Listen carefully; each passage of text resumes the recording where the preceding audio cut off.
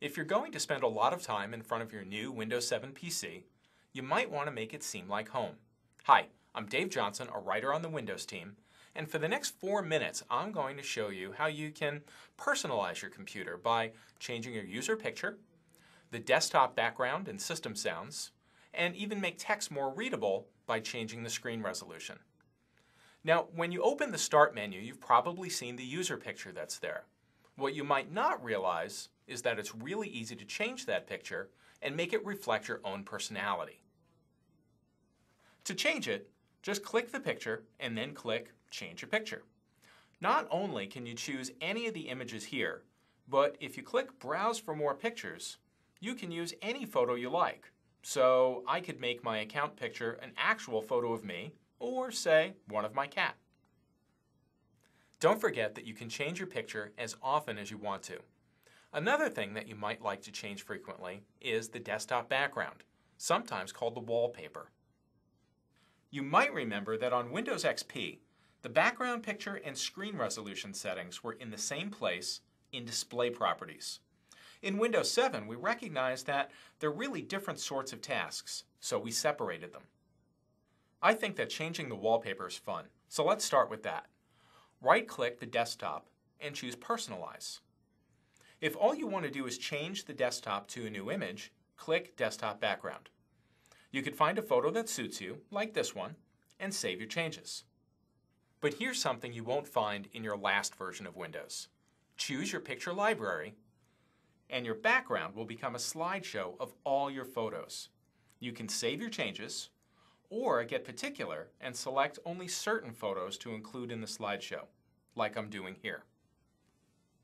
You can also use window color to change the color of desktop elements like the taskbar and window titles.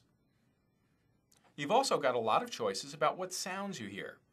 Click Sounds and you'll see this long list of sound schemes. To audition a particular scheme, pick one from the list, and then you can click the Test button to play the various sounds that occur when Windows wants to tell you something. After you've taken the time to select your wallpaper, window color, and system sounds, you can save them as a theme. That way you can change themes whenever you get tired of your desktop and you want to see and hear something different. Just save your theme and you'll find it here in My Themes whenever you want to use it. You can choose any of these existing themes and even download new ones from the internet. Now that the desktop looks the way you like, you might turn your attention to the resolution of your display. In Windows XP, you change your resolution to make text on the screen bigger and more readable. In Windows 7, there's a better way. Every monitor looks best at a certain resolution, called the native resolution. Now, if your monitor isn't set to that particular number, it might be really fuzzy or it might be stretched or squished. This can be really important if you have a flat panel or LCD display. Now, I know that this monitor isn't configured right because the circles aren't round. So let's make sure your monitor is set to the right resolution.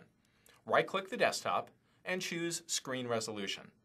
Windows should automatically detect the native resolution of your monitor, so drag the slider to the recommended setting. Now click OK and check the results. If your monitor can't display this resolution for some reason, don't worry. Just wait about 15 seconds and it'll go back to the way it was automatically. You don't have to do anything to fix it. But what if the text is now too small to read clearly and you'd like to make it bigger? Well, go back to the screen resolution window and click here. Choose one of these settings. This will scale your text but leave the resolution at the best setting for photos and other graphics. If you ever have trouble reading text on the screen, come back here and change this setting. Want to learn more? Check out the guide for this video. It has a lot of additional information, including step-by-step instructions so you can explore Windows 7 on your own.